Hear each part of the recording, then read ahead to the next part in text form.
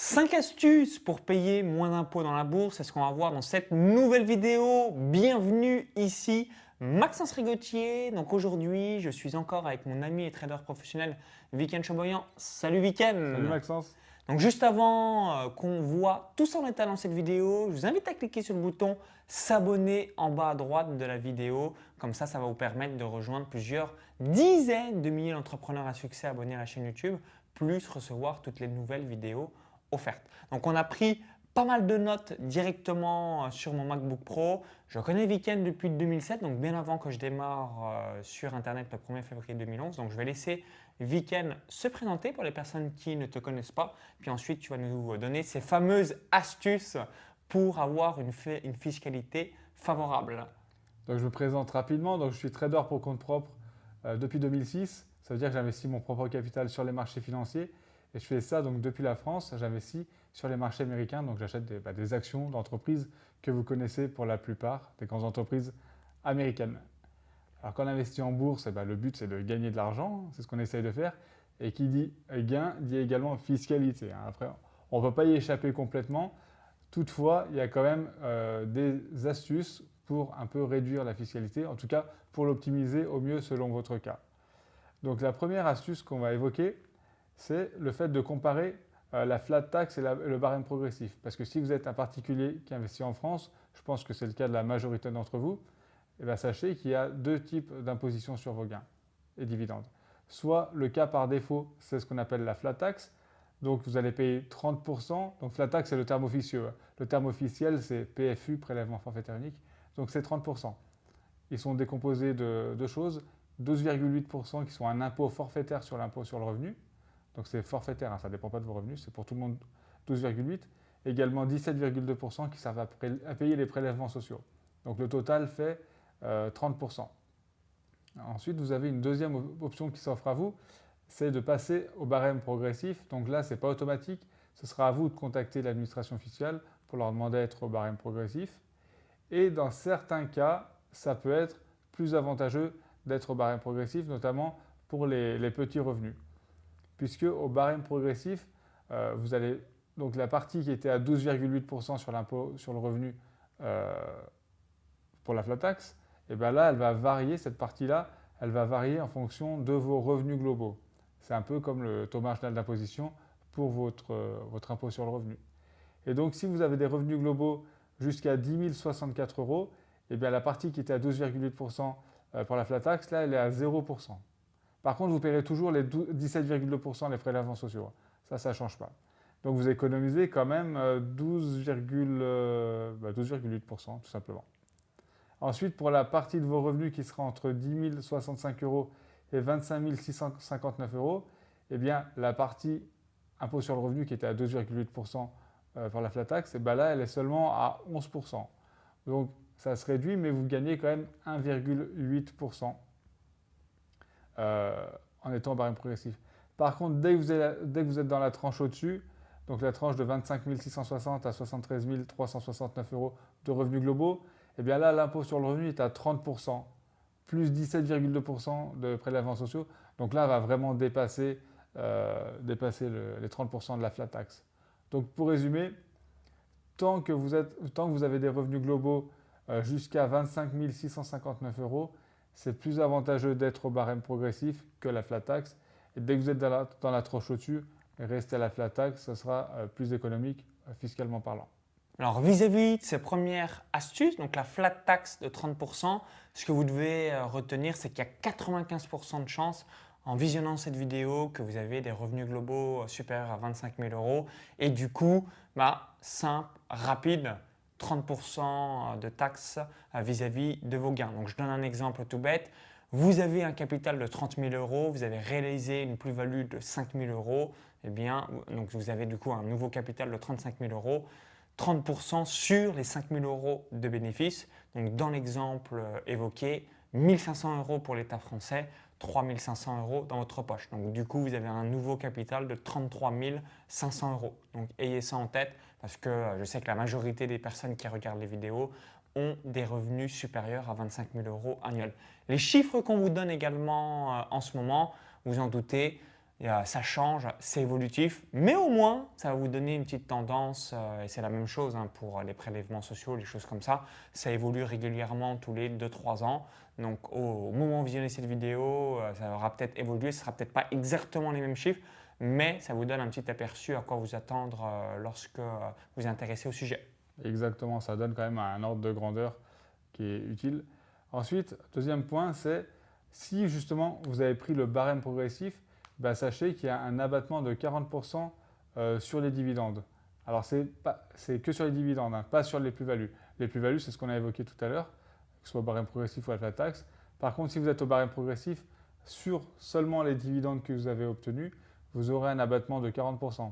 C'est-à-dire que si vous avez touché, disons, 1000 euros de dividendes dans l'année, ben, la position du barème progressif ne sera pas calculée sur ces 1000 euros de dividendes, mais seulement sur 600 euros de dividendes. Donc voilà, c'est un petit plus pour le barème progressif, mais malgré cet avantage-là, le barème progressif, comme l'a dit Maxence, ça reste uniquement intéressant si vous avez plutôt des petits revenus.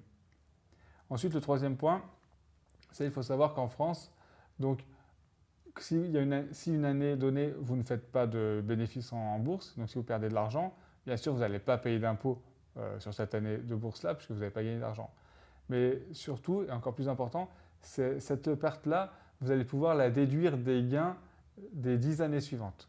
Donc, imaginons que la première année, vous perdez 5000 euros en bourse.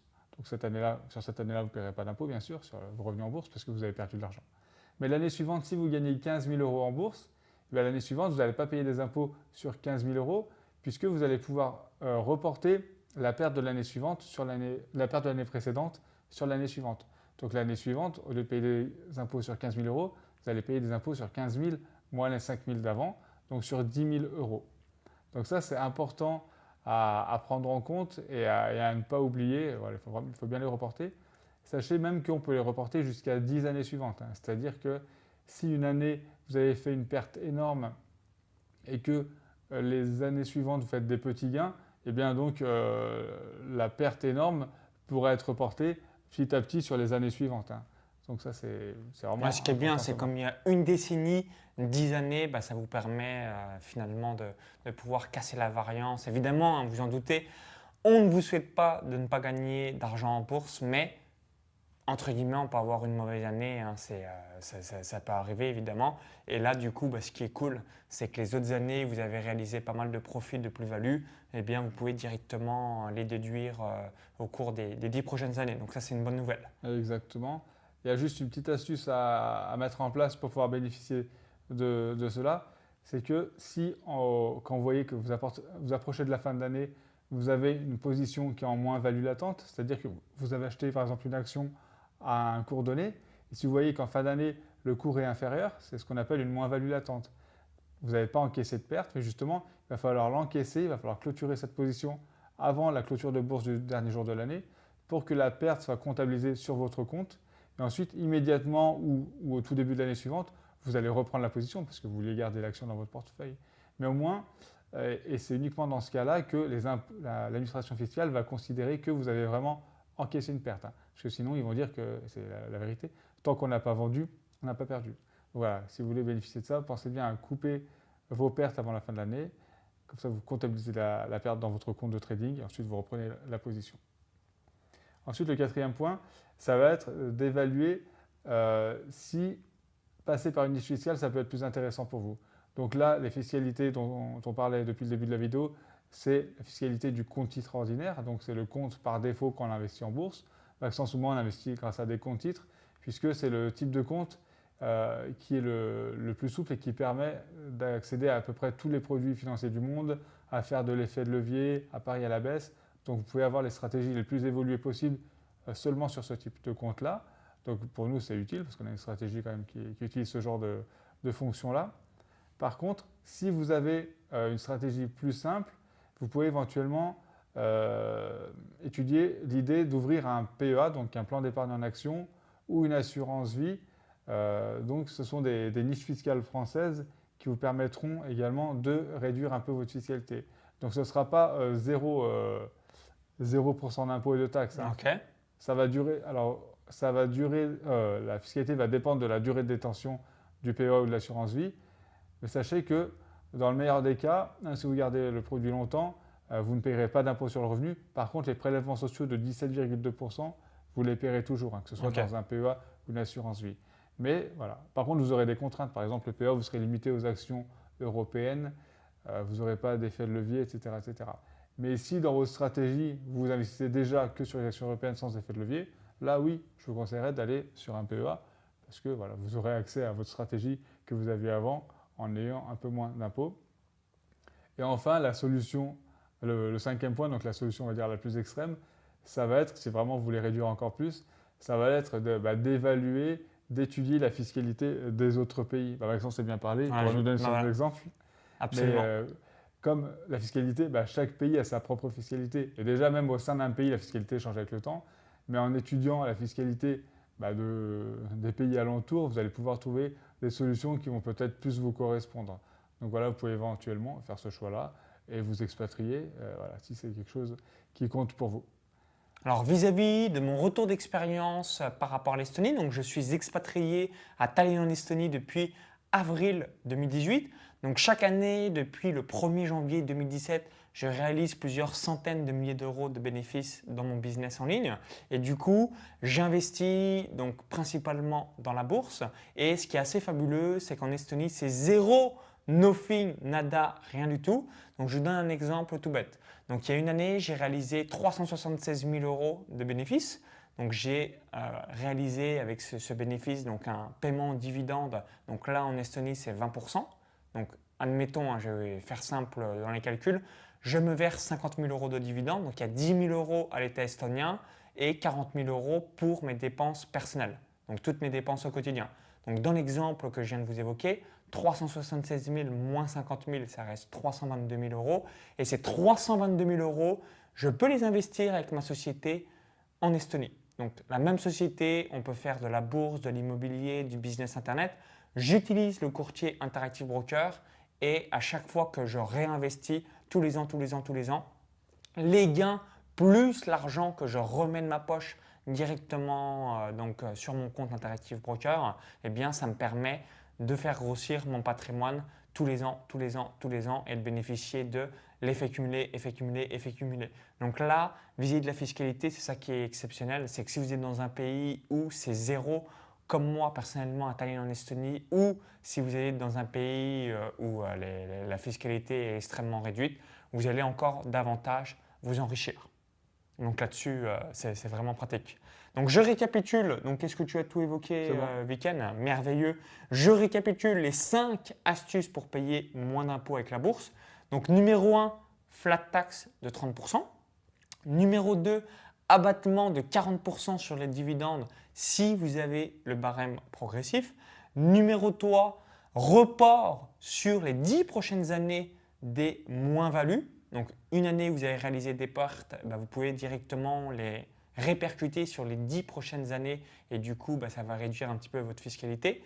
Numéro 4, regardez si un PEA ou un autre support va vous permettre d'avoir une fiscalité avantageuse et réduite.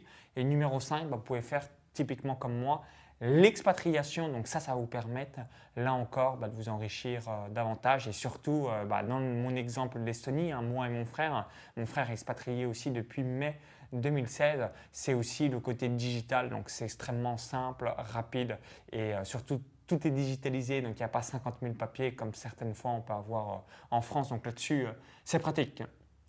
Merci en tout cas, Viken, vis-à-vis de ton feedback. Et vous, quelles sont vos astuces pour réduire votre fiscalité en bourse? Donc dites-le nous dans les commentaires juste en dessous, ça serait intéressant d'avoir votre retour d'expérience sur le sujet. Cela va permettre également d'avoir la vidéo la plus synthétique et détaillée possible. Partagez la vidéo si vous l'avez appréciée à vos amis entrepreneurs, investisseurs. Donc la fiscalité, c'est quelque chose qui peut réduire drastiquement votre patrimoine ou alors la croissance de vos investissements. Donc du coup, c'est vraiment un sujet auquel vous devez vous intéresser. Donc merci par avance une nouvelle fois de laisser votre feedback directement dans les commentaires. Si vous êtes encore jusqu'ici, Viken a concocté un cadeau de bienvenue. Donc on va voir dans quelques instants qu'est-ce que c'est. Et également, je suis membre du club Quanti Trading que tu vas nous évoquer aussi. J'ai investi plusieurs centaines de milliers d'euros sur la stratégie de Weekend et à terme, je vais investir 1 million d'euros et plus. Donc, je te laisse un petit peu tout nous expliquer par rapport à ça. Donc dans la vidéo YouTube et dans la description de cette vidéo, vous aurez un lien qui vous enverra vers une page sur laquelle il faudra juste mettre votre email et ça va me permettre de vous envoyer totalement gratuitement le nom exact de la dernière action que j'ai ajoutée à mon portefeuille, également la stratégie que j'applique pour gérer ce portefeuille. Donc c'est un portefeuille que j'ai depuis 2006 et qui génère en moyenne plus de 20% de profit par an.